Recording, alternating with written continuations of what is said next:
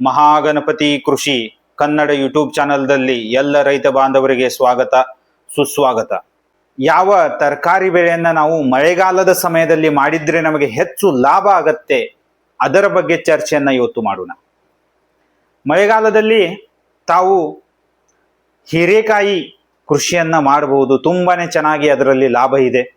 ಸೋರೆಕಾಯಿ ಕೃಷಿಯನ್ನ ಮಾಡಬಹುದು, ಹಾಗಲಕಾಯಿ ಕೃಷಿಯನ್ನ ಮಾಡಬಹುದು, ಬೆಂಡೆಕಾಯಿ ಕೃಷಿಯನ್ನ ಮಾಡಬಹುದು, ಬದನೆಕಾಯಿ ಕೃಷಿಯನ್ನ ಮಾಡಬಹುದು, ಮೆಣಸಿನಕಾಯಿ ಕೃಷಿಯನ್ನ ಮಾಡಬಹುದು, ಬೀನ್ಸ್ ಕೃಷಿಯನ್ನ ಮಾಡಬಹುದು, ಅವರೆಕಾಯಿ ಕೃಷಿಯನ್ನ ಮಾಡಬಹುದು. ಈ ತರಹ ತಾವು ಮಳೆಗಾಲದ ಸಮಯದಲ್ಲಿ ಈ ಕೃಷಿಯನ್ನ ತಾವು ಮಾಡಿದರೆ ತುಂಬಾನೇ ಚೆನ್ನಾಗಿ ತಮಗೆ ಲಾಭ ಆಗತ್ತೆ.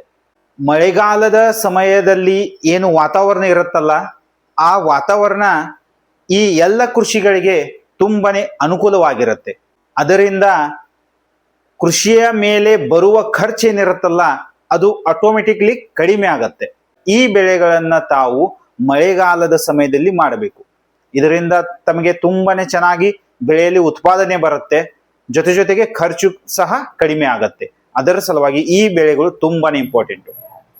ಮಳೆಗಾಲದ ವಾತಾವರಣ, ಮಳೆಗಾಲದಲ್ಲಿರುವ ಟೆಂಪರೇಚರ್, ಉಷ್ಣಾಂಶತೆ ಹಾಗೂ ಹ್ಯುಮಿಡಿಟಿ ಅಂತ ಹೇಳ್ತೀವಿ ನಾವು, ಈ ಎಲ್ಲ ಪೋಷಕ ವಾತಾವರಣಗಳು ಬೆಳೆಗಳ ಬೆಳವಣಿಗೆಗಾಗಿ ತುಂಬಾನೇ ಅನುಕೂಲವಾಗಿರುತ್ತೆ. ಅದರ ಸಲುವಾಗಿ ತಾವು ಮಳೆಗಾಲದ ಸಮಯದಲ್ಲಿ ಈ ಬೆಳೆಗಳನ್ನ ತಾವು ತರಕಾರಿ ಬೆಳೆಯಾಗಿ ಬೆಳೆಯಬಹುದು. ಇದರಿಂದ ತಮಗೆ ತುಂಬಾನೇ ಚೆನ್ನಾಗಿ ಲಾಭ ಆಗತ್ತೆ. 2 3 ಬೆಳೆಗಳು ತಮ್ಮ ಕೃಷಿಯಲ್ಲಿ ಇದ್ದಲ್ಲಿ ತಮಗೆ ಮಾರ್ಕೆಟ್ ಅಲ್ಲಿ ಒಂದಲ್ಲ ಒಂದು ಬೆಳೆಗೆ ತುಂಬಾನೇ ಚೆನ್ನಾಗಿ ರೇಟ್ ಸಿಗತ್ತೆ. ಇದರಿಂದ ತಾವು ತುಂಬಾನೇ ಚೆನ್ನಾಗಿ ಆದಾಯವನ್ನ ತೆಗೆದುಕೊಳ್ಳಬಹುದು. ಈ ತರಹ ತಾವು ಮಳೆಗಾಲದ ಸಮಯದಲ್ಲಿ ಈ ತರಕಾರಿ ಬೆಳೆಯನ್ನ ತಾವು ಕೃಷಿಯನ್ನಾಗಿ ಮಾಡಬಹುದು. ಈಗ ಭೇಟಿಯಾಗೋಣ ನೆಕ್ಸ್ಟ್ ವಿಡಿಯೋದಲ್ಲಿ. ಥ್ಯಾಂಕ್ ಯು, ಧನ್ಯವಾದಗಳು.